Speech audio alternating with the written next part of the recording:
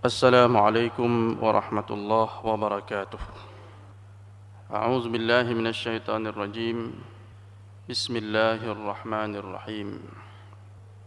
تبت يدا أبي لهب وتب ما أغنى عنه ماله وما كسب سيصلى نارا ذات لهب وامرأته حمالة الحطب fi jidiha hablum mim masad, yang artinya celakalah kedua tangan Abu Lahab dan ia benar-benar celaka dan merugi. Para ulama mengatakan kalimat yang pertama tabbat yada Abi Lahab ini adalah kalimat doa, sebuah doa, ucapan yang mengandung doa supaya Abu Lahab itu celaka. Kemudian kalimat yang kedua, watab, ini merupakan ikhbar, sebuah pemberitahuan dari Allah Subhanahu wa taala bahwasanya doa tersebut terkabulkan dan Abu Lahab benar-benar celaka. Ayat ini turun berkenaan dengan sebuah kejadian suatu ketika Nabi sallallahu alaihi wasallam mendapat perintah dari Allah Subhanahu wa taala untuk berdakwah kepada karib kerabatnya. Allah Subhanahu wa taala berfirman, wa anzir ashiratakal aqrabin. Berilah peringatan kepada saudara-saudaramu yang terdekat itu. Nabi kumpulkan orang-orang Quraisy, Nabi mengajak mereka untuk beriman kepada Allah Subhanahu wa taala, untuk mentauhidkan Allah, meninggalkan segala kesyirikan. Tiba-tiba tampil seseorang yang bernama Abdul Uzza bin Abdul Muttalib, yang tidak lain adalah paman beliau sendiri, yaitu Abu Lahab. Jadi Abu Lahab ini panggilan saja, nama aslinya Abdul Uzza. Datang Abu Lahab mencela Nabi sallallahu alaihi wasallam di tengah khalayak ramai dengan mengatakan, tabban laka sairal ayyam alihada jama'tana wa da'autana. Celaka engkau wahai Muhammad sepanjang hari. Apakah untuk tujuan ini engkau mengumpulkan kami dan mengajak kami kemari? Jadi dia mendoakan supaya keponakannya itu celaka. Dan tidak hanya itu saja, dalam kesempatan-kesempatan yang lain, Abu Lahab salah satu penghalang utama dakwah yang disampaikan oleh Nabi sallallahu alaihi wasallam. Dia adalah orang yang sangat memusuhi Rasulullah, padahal dia adalah pamannya sendiri, orang yang paling dekat nasab keturunannya dengan Nabi sallallahu alaihi wasallam, yang seharusnya membela Nabi walaupun dia tidak beriman. Setidaknya dia membela keponakannya dari celaan-celaan dan gangguan-gangguan orang-orang Quraisy, tapi justru dialah orang yang berada di dalam barisan pertama untuk memusuhi Nabi sallallahu alaihi wasallam. Ketika dia mendoakan Nabi celaka, datang pembelaan dari Allah Subhanahu wa taala kepada nabinya. Yang celaka itu bukan Nabi, tapi yang celaka itu adalah Abu Lahab. Satu hal yang menarik, hadirin yang dimuliakan Allah Subhanahu wa taala, dari sekian banyak orang-orang kafir yang memusuhi Rasulullah sallallahu alaihi wasallam, Abu Lahab saja yang disebut namanya secara jelas di dalam Al-Qur'an. Padahal yang memusuhi Nabi itu ada Abu Jahal. Tidak ada dalam Al-Quran disebutkan Abu Jahal. Ada Asi bin Wa'il, tidak disebut dalam Al-Quran, hanya disebut sifat-sifatnya saja. Ada Utbah bin Rabi'ah, ada Umayyah bin Khalaf, dan lain sebagainya. Orang-orang kafir itu tidak disebut dalam Al-Quran, tapi disebut Abu Lahab secara jelas terang namanya, dan diabadikan oleh Allah Subhanahu wa taala, dan kita membacanya sampai hari kiamat. Selama Al-Quran ini masih dibaca, maka Abu Lahab ini akan terus disebut-sebut sebagai orang yang dimusuhi oleh Allah Subhanahu wa taala dan Rasulnya. Makanya bukan suatu kemuliaan ketika seseorang itu dekat nasab keturunannya dengan Nabi sallallahu alaihi wasallam kalau amalannya tidak mengikuti Nabi sallallahu alaihi wasallam. Man lam yusri' bihi amaluh lam yusri' bihi nasabuh, dalam sebuah hadis sebut begitu. Siapa yang tidak bisa dimuliakan dengan amalnya, maka jangan pernah harap dia akan mulia dengan nasabnya. Okelah, seseorang memiliki garis keturunan bertemu Rasulullah, atau kakek neneknya orang soleh, bahkan Nabi sekalipun, tapi kalau dia tidak beriman kepada Allah, orang yang punya nasab keturunan kepada Nabi itu tidak beriman kepada Allah dan Rasul, dia tidak akan pernah mulia. Bani Israel itu disebut-sebut dalam Al-Quran, dicela oleh Allah Subhanahu Wa Taala, padahal mereka itu anak cucu keturunan Nabi. Bani Israel, Bani itu anak cucu, Israel itu Nabi Ya'qub alaihissalam. Jadi mereka selalu dipanggil wahai anak cucu Nabi Ya'qub, dan mereka banyak melakukan pelanggaran-pelanggaran. Tidak menjadi mulia mereka hanya gara-gara mereka cucu dari seorang nabi, ketika perbuatan mereka tidak mencerminkan kemuliaan para nabi itu. Abu Lahab adalah orang yang paling dekat nasabnya dengan Rasulullah, tapi dia tidak menjadi mulia karena nasab itu. Kenapa? Karena perilaku dia memusuhi dan memerangi Allah dan Rasulnya. Banyak keluarga-keluarga Rasulullah dulu yang tidak Islam, tapi mereka membela Nabi, bukan faktor agama, tapi karena faktor kedekatan keluarga, ada fanatisme. Mereka tidak menyakiti Rasulullah karena itu keluarganya, keponakannya, sepupunya.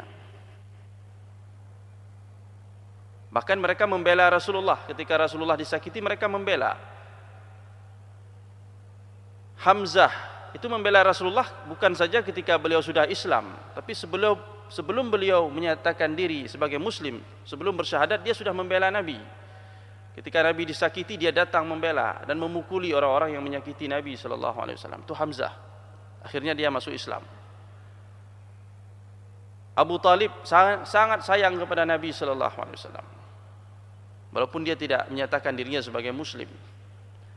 Orang-orang Bani Hashim, keluarga Rasulullah SAW, famili-famili kerabat beliau yang tidak Islam, itu membela Nabi ketika Nabi diboikot 3 tahun oleh kaum musyrikin. Mereka datang ikut dalam pemboikotan itu, membela Rasulullah SAW.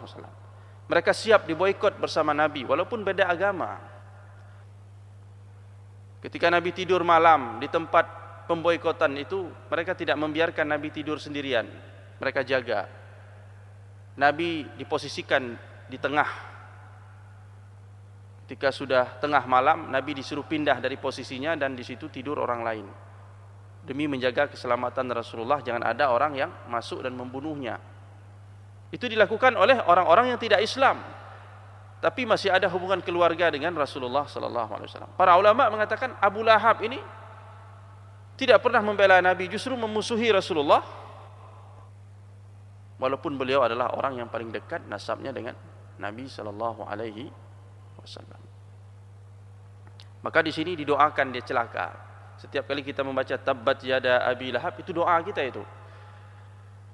Doa kita supaya Abu Lahab celaka. Watab. Dan Allah Subhanahu Wa Taala akhirnya memberitahukan dia benar-benar celaka. Doa kalian terkabulkan. Bayangkan ada orang yang didoakan dan mendoakan dia jadi ibadah. Kalau kita baca tabbat yada ini dapat pahala enggak? Pahala. 1 huruf diberi 10 kali lipat. Dilipat gandakan. Jadi ada doa, kita mendoakan orang lain celaka, tapi kita dapat pahala. Inilah doa untuk Abu Lahab ini. Kenapa dia jadi seperti ini? Karena dia menentang Allah dan Rasulnya, memusuhi Allah dan Rasulnya. Dia mendapatkan perlakuan yang sangat hina. Ma aghna anhu maluhu wa ma kasab. Tidak akan berguna baginya harta benda yang dia kumpulkan, wa ma kasab, dan apa saja yang dia usahakan. Kekayaan yang dia kumpulkan tidak bisa membebaskan dia dari azab Allah Subhanahu Wa Taala.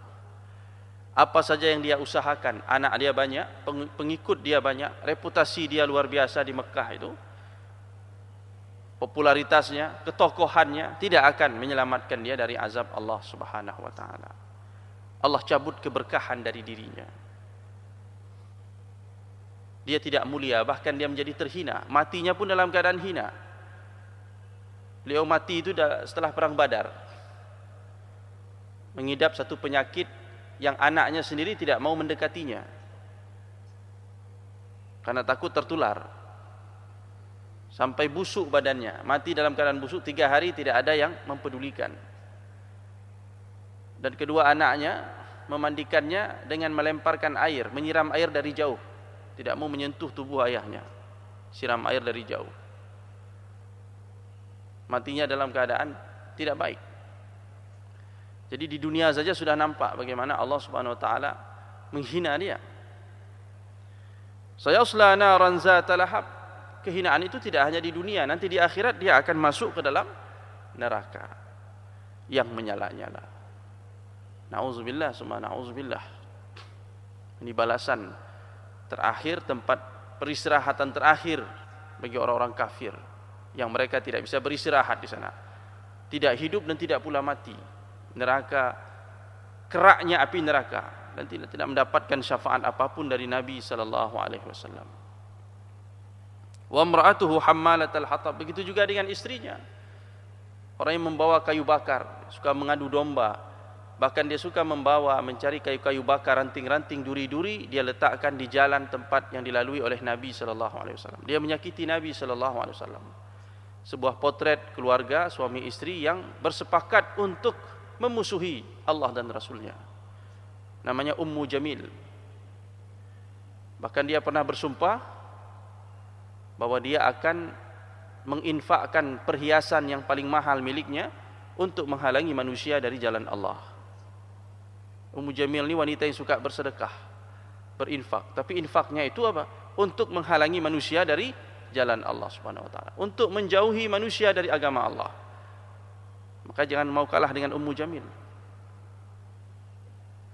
Ummu Jamil hebat, berani berinfak untuk menjauhkan manusia dari jalan Allah.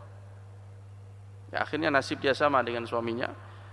Fi jidiha hablum mim masad, di lehernya digantungkan tali dari serabut. Allah akan siksa dia di dalam neraka nanti. Kayu bakar itu ibaratnya adalah dosa-dosa dia, kezaliman-kezaliman dia selama hidup bersama suaminya ketika untuk menantang Allah dan Rasulnya, yang akan membakar diri mereka sendiri. Potret keluarga ibarat gayung bersambut, suami istri sama-sama berupaya bekerja sama untuk menghalangi manusia dari agama Allah Subhanahu wa taala. Mudah-mudahan Allah lindungi kita dari sifat-sifat yang seperti ini, dari perangai-perangai yang seperti ini. Dan inilah akibat dari sebuah penentangan terhadap Allah dan Rasulnya. Padahal mereka adalah orang-orang yang memiliki kedekatan, hubungan kekerabatan yang paling dekat dengan Rasulullah sallallahu alaihi wasallam. Ummu Jamil, istri Abu Lahab, juga tidak jauh nasabnya dari Nabi. Ummu Jamil ini adalah saudari perempuan dari Abu Sufyan. Abu Sufyan itu sahabat Rasulullah radhiyallahu anhu. Dia punya kakak namanya Ummu Jamil. Jadi Ummu Jamil ini makciknya ataupun bibi dari Muawiyah bin Abi Sufyan. Hubungannya masih dekat. Bani Umayyah dengan Bani Hashim itu dekat. Jadi keluarga sendiri berat ketika kita dimusuhi oleh keluarga sendiri. Semua orang memusuhi kita, tapi keluarga membela kita itu ringan. Namun beda halnya dengan Nabi sallallahu alaihi wasallam, yang memusuhi beliau adalah keluarganya sendiri, pamannya sendiri, bibinya sendiri. Dan permusuhan itu tentunya mendapatkan pembelaan dari Allah Subhanahu wa taala. Allah membela Rasulnya, memuliakan nabinya, dan Allah menghina musuh-musuhnya. Oleh karena itu jangan sampai kita menjadi seperti Abu Lahab ini, yang memusuhi kebenaran, memusuhi agama Allah, memusuhi agama Rasulullah sallallahu alaihi wasallam, sehingga kita dihina. Nauzubillah summa nauzubillah. Demikian yang dapat kami sampaikan, mudah-mudahan menjadi ibrah dan pelajaran bagi kita semua. Aqulu qauli hadza wa astaghfirullah li wa lakum. Subhanakallahumma wa bihamdik, asyhadu an la ilaha illa anta, nastaghfiruka wa natubu ilaik. Assalamualaikum warahmatullahi wabarakatuh.